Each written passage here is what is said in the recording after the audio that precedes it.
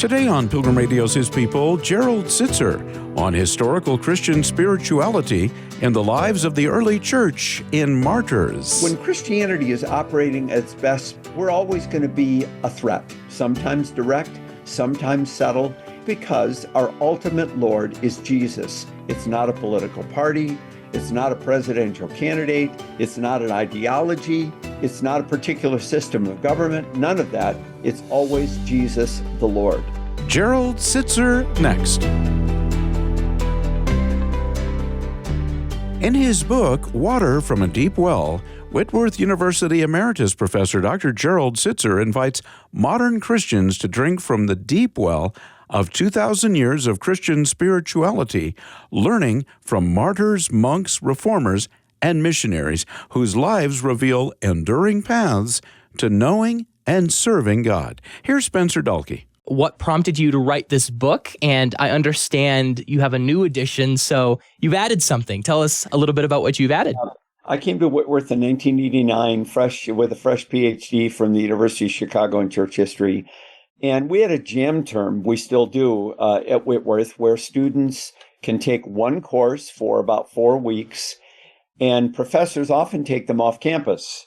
I mean, everywhere, to Europe, to South America, to Thailand, sometimes to big cities like San Francisco and New York, and they study the arts or a number of different things. It gives them a chance to learn through experience and not just through books. Well, I thought that was a splendid idea, but my wife, Linda, said, that means I've got 4 little kids for a month by myself. Is it possible that we could go to a place where we're stationary and teach the course there? Well, I had spoken at a camp in the middle of the Cascade Mountain Range the summer before, and I thought this would be a great place. Well, what should I teach?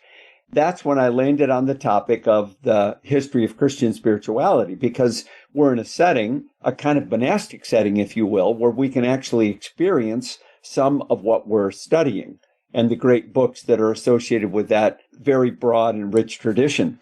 We were going to go in January of 92,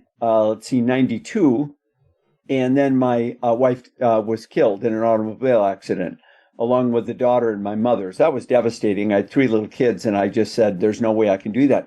But a year later, Spencer, I revisited the idea and thought, wait a minute, this would be a great family experience. I could bring a student along to watch my kids. And so I went in a January in the middle of the Cascade Mountain Range. To give you some idea, one winter when I taught there, 14 feet of snow fell on us while I was there. It was a winter paradise. And we set up a kind of quasi-monastic community, and we studied together, we prayed together, we worshiped 4 times a day together. It was an extraordinary experience.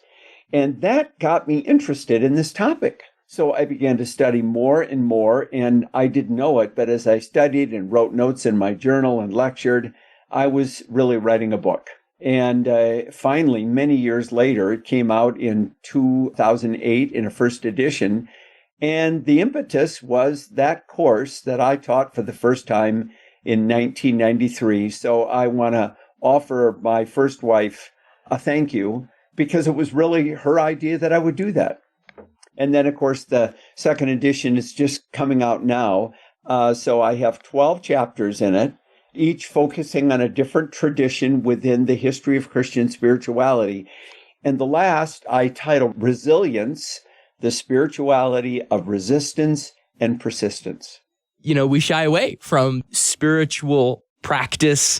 It seems pagan. We just think it's all by grace, which it is. I mean, I don't disagree with that at all. We never have a 50-50 proposition with God here. It's always 100% God, and it's rooted in grace. But we also have to live with some paradox, Spencer. That is to say, when you read the New Testament, including the Apostle Paul, you recognize that he's calling us to a life of faithful discipleship. One of the verses I love is Paul in Philippians 3. He talks about his Pharisaical background and says, if anyone had reason for confidence in the flesh, I have more.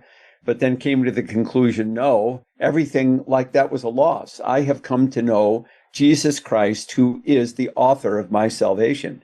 But then he adds this, Not that I've already obtained this or I'm already perfect, but I press on. That's an athletic term in Greek. I press on to make it my own. Now, if you stop there, it'd be a religion of works. But then he adds this, because Christ Jesus has made me his own. I belong. I'm a new creation. And that's what gives me the freedom to live a life of obedience. So what is then Christian spirituality? That seems to be a pretty broad term.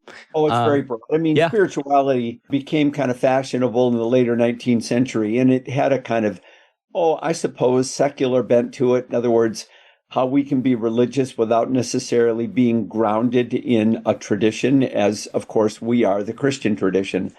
I would explain it as the lived part of Christianity, especially as it applies to day-to-day behavior. So that would involve a spiritual discipline like a quiet time, which I've done virtually every day for the last 50 years, or Bible memorization, or a life of rich prayer, or let's say a pattern of service that you do, or in altar time, your family devotions and that sort of thing. That would be all very Protestant.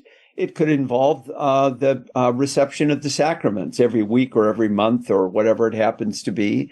So it has a wide range, and the Christian tradition has experimented and practiced various expressions of that over the years, but it's always rooted in the historic Christian faith, the gospel. In other words, we don't practice our way to salvation. We have salvation, and we practice our way to enact that, to live that out in our life in the world. There's quite a difference between the two. We have a lot to learn from believers who have lived through history, who have, because of various different contexts from our own, have lived out the Christian faith and practiced it from day to day in ways that would differ from ours.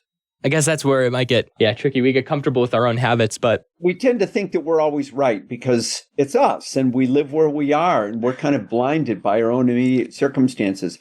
I love what Lewis said when he wrote the introduction to Athanasius's On the Incarnation, a great 4th century church father. And he was advocating the necessity of reading old books. And he said, here's why. Because we can always think we're right. We are, in one sense, blinded by our own practices and circumstances, blinded by our own world. And we get the fresh sea breezes blowing into our lives when we read things that feel or seem alien to us, but are still rooted in the great tradition of historic Christian faith. I side with him on this one. There are things to learn. You mentioned you took your students up into the Cascade Mountains for that one jam. January. And then I did it about every 2 or 3 years for the next 25 years. You even, I think, have a chapter on like the desert monks. The first chapter is on, I call it the spirituality of the early Christians. Martyrdom, as you might know, comes from the Greek word martyria, which is translated into English witness.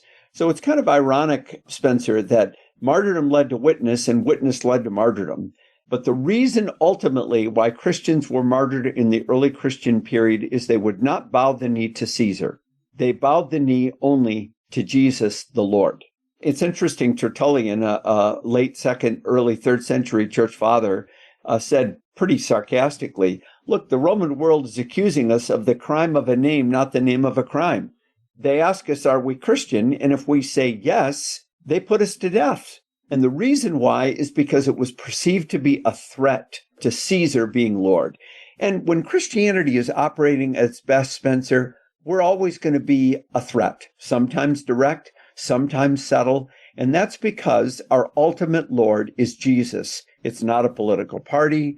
It's not a presidential candidate. It's not an ideology. It's not a particular system of government. None of that. It's always Jesus the Lord.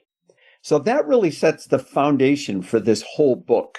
That historic Christian faith, that gospel, which of course flourished in the early Christian period. Okay, now the question you asked, there were 2 traditions I introduced students to fairly early on in the course. One was the Desert Fathers and Mothers, an admittedly very esoteric and strange tradition to us. They seem like crazy people. They seem like fanatics. You know, they're fasting, they're living out in the wilderness. But you have to recognize that much of this movement flourished after Constantine came to power and Christianity became increasingly enculturated by the Roman world. And they remembered the martyrs. Some of them still bore the scars of torture. And they saw original Christianity, a more disciplined expression of it, being lost in the popularity of Constantinian Christianity. And so they withdrew into the wilderness, not so much to escape, but to preserve a more radical expression of Christianity. And then from that perspective and from that place in the wilderness, they would witness to and serve society. It's amazing how much they did, considering the popular sort of caricature of them, that they basically isolated themselves. They eventually raised people who became bishops and leaders in the church. I mean, Athanasius being one, Basil of Caesarea, John Chrysostom. They all spent time in the wilderness, and they all became great bishops, and they all became the writers that we read to this day. So they weren't quite as isolated as we would think they were. And even though they were in some ways kind of a caricature, they were trying to hold on to some things that we have tended over the centuries to neglect in certain practices, and a more radical expression of Christianity and Christian obedience.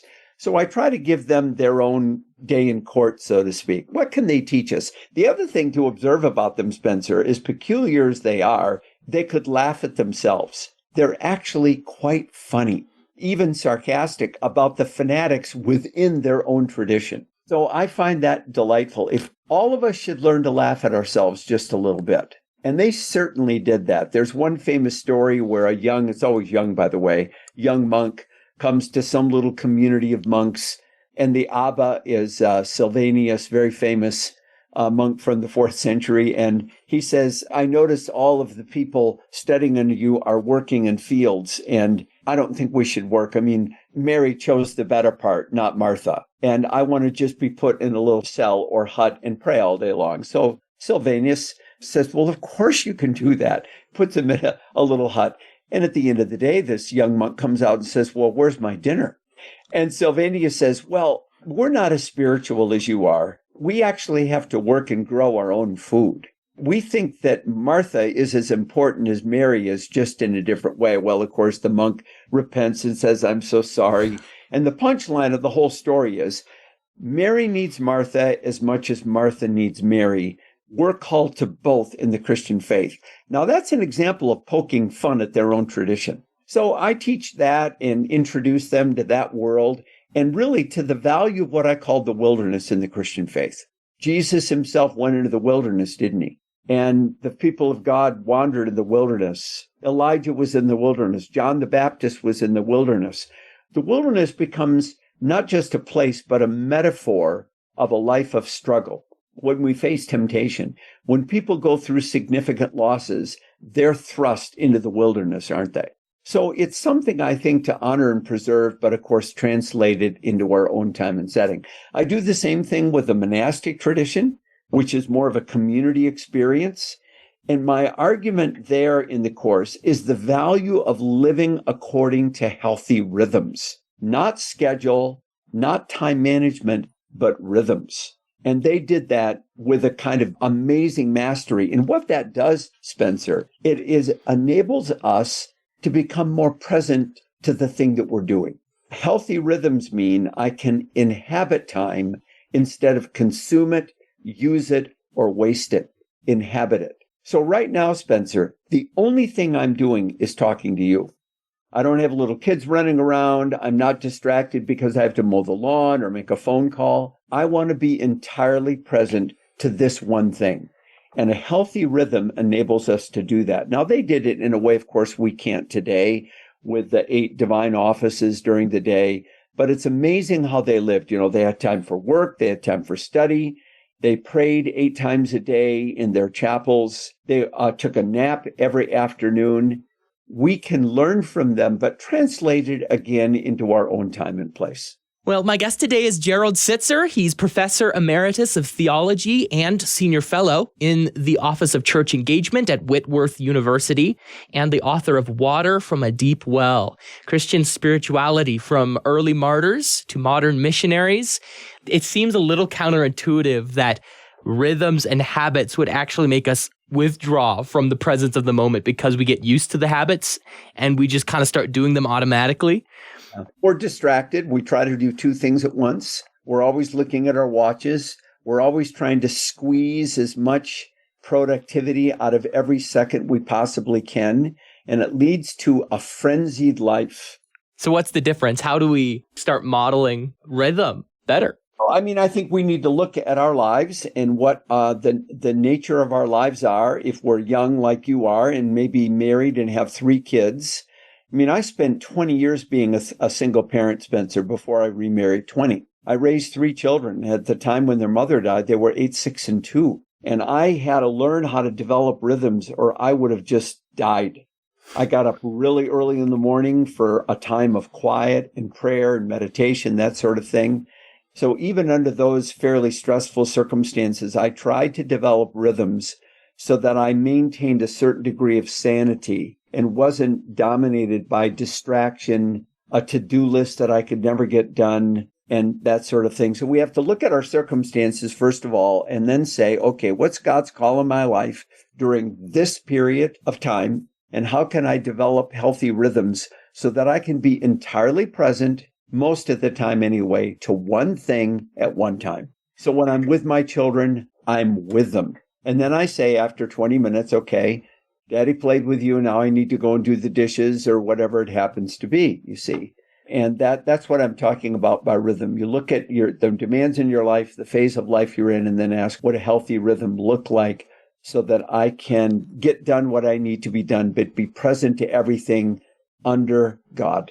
It's the setting aside of distractions and devoting specific moments of time to one thing and being single-minded in one thing. Going back to the idea of wilderness, you talked about this a little bit, and I'm just curious what your thoughts are between the difference of Christian spiritual living in the wilderness. Something seems to be healthy about getting outside, especially in an era of social media. Wilderness is a metaphor for barrenness, emptiness, struggle, not taking a nice walk in a park on a Sunday afternoon. So let me clarify that. Yeah. Okay. Yeah. I mean, we certainly seem to live in a culture that likes to either withdraw from the outdoors and become increasingly disconnected from that wilderness, or they like to worship that wilderness, kind of like a pantheistic God is in everything, kind of pagan, approach to the wilderness. How do we approach that as Christians? Well, I think about the experience of Noah. God used a flood to, in one sense, start over. And he preserved Noah and his family as kind of the seed for this new start, because the created order rebelling against God had become so perverse, it almost seemed beyond redemption. And what's curious to me is after the flood, as you know, they finally empty out the ark and Noah starts again with his family.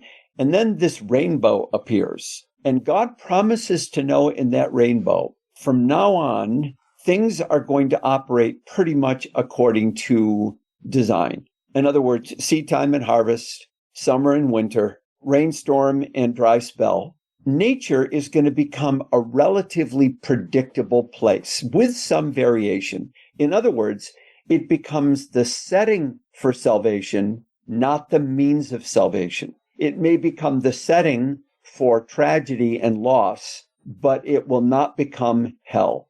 In other words, this natural world, the world of family, babies, walking in nature, mountains, dry places like yours, the desert, all of that is a setting for the real divine drama that begins to unfold, beginning with the promise to Abraham, culminating in the coming of Jesus. It's a setting for it. It's not the means of it. You see the difference between the two? And that promise to Noah was exactly what God intended. The world's going to become predictable. I'm not going to do this again to you. I'm going to save this corrupt, broken world another way. And he begins with Abraham. I've heard it said that, the created world, the beauty of creation is meant to direct our hearts an affection towards the creator rather than it being the object. Not to worship it or to demonize it. Gnostics were wrong too, They just said we're going to be saved from the world. No, we're going to be saved in the world, not from it, not by it, but in it. There was an early pagan critic of Christianity, kind of the Harvard professor of his day named Celsus, and he mocked Christianity saying, oh, come on. I mean, stupid people could come up with ideas better than that. It's totally counterintuitive to us that God showed up as Jesus Christ. I would be remiss not to ask about your new chapter. You title it Resilience, and Well, I think this is my guess. Historians can't guess what the future is; they study the past. Having said that, I do think we're in a fairly big transition in the Christian world right now. I see Western Christianity as fading. It certainly has in Europe, and I mean church attendance and everything. I mean, you see the visible signs of Christianity everywhere in Europe. Big churches and that sort of thing.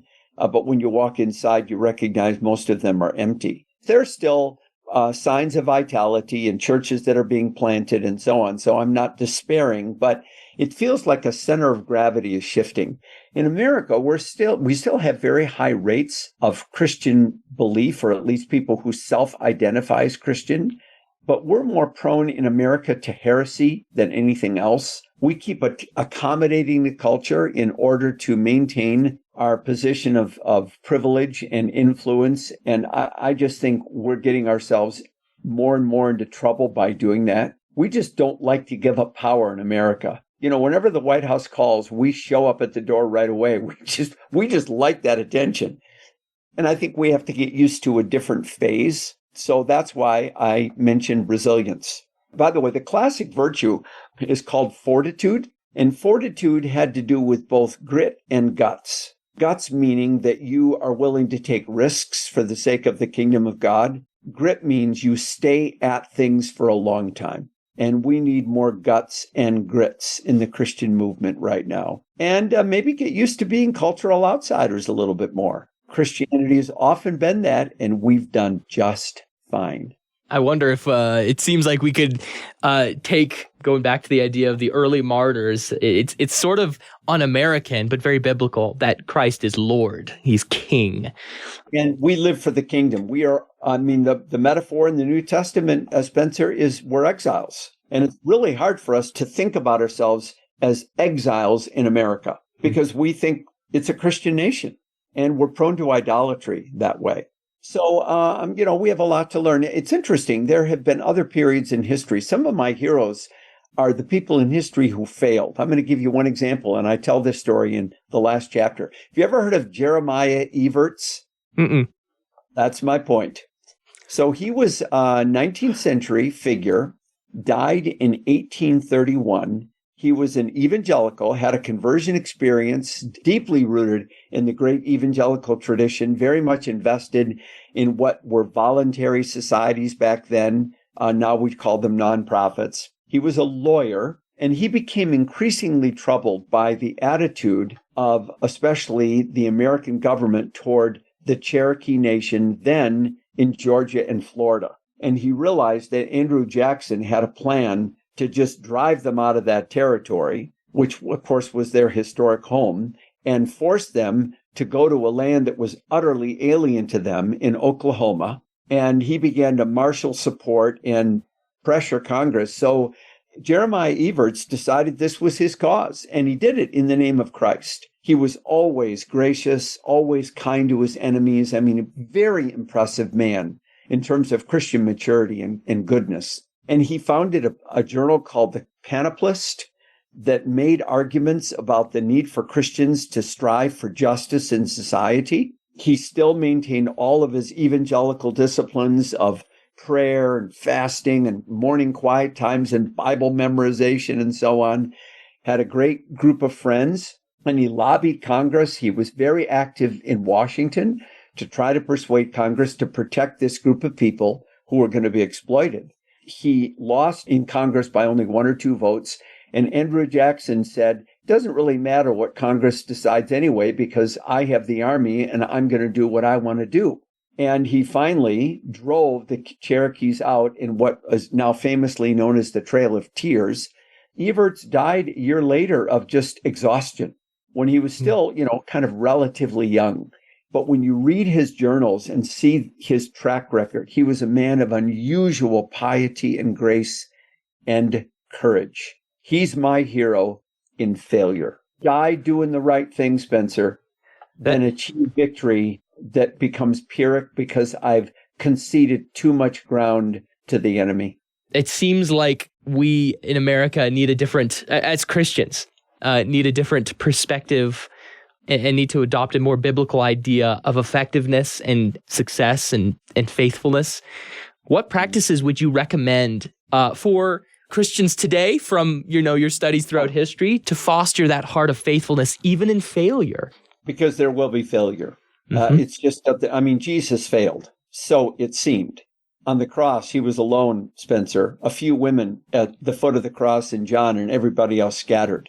And the Romans and the Pharisaical Jews turned against him. He was a failure until, of course, the resurrection, which changed everything. There are a couple of things I would suggest. Cultivating a deep life of prayer so that we are always submitting everything we are and do to God first. So we're not driven by ambition or prone to take shortcuts. Prayer quiets us down. Prayer means that we're looking first to God and his perspective, and we don't become a prisoner to our own. That is one. Another one, I have a reading group in town of some young pastors, quite a few of them, and we spent a couple of months reading some books and studying the 7 vices and the 7 virtues, so that we're grounded in what the history of Christianity has identified as 7 dangers in the Christian faith: envy, pride, vainglory, so on and so forth, and then translated them into our time and place. Many of them did sermon series on the 7 vices to give people a grid for what are the traps we can fall into that lure us away from Jesus and the life we have in Christ. And then the 7 virtues, so that we have a template of what it looks like to live like Christ in the world. And again, that has been handed on to us from the history of Christianity. The cardinal virtues of justice and temperance and so on, and then the Christian virtues of faith, hope, and love. And then again, we tried to translate those into our own time and place. That would be a second discipline I think would be really useful for people, because it gives them a kind of grid to understand both the temptations they face and the life of virtue to which God calls us. And then we can't take shortcuts. We, as evangelicals in particular, are so prone to take shortcuts. And to do that, we sacrifice the very thing God wants us to be. Patience, patience, patience. Persistence, persistence, persistence. You've been listening to His People on Pilgrim Radio. Many thanks to our guest, Dr. Gerald Sittser, Whitworth University Emeritus Professor and author of Water from a Deep Well. On tomorrow's program, it's Caleb Campbell on his journey from neo-Nazi to Christian pastor. Over time, a husband and wife who are also in one of the bands started inviting me over for dinner about once a week. And it was through that hospitality that I was drawn to Jesus. They were exhibiting Christ-like behavior in front of me without telling me that that's what they were doing. That's tomorrow at this same time, right here on His People.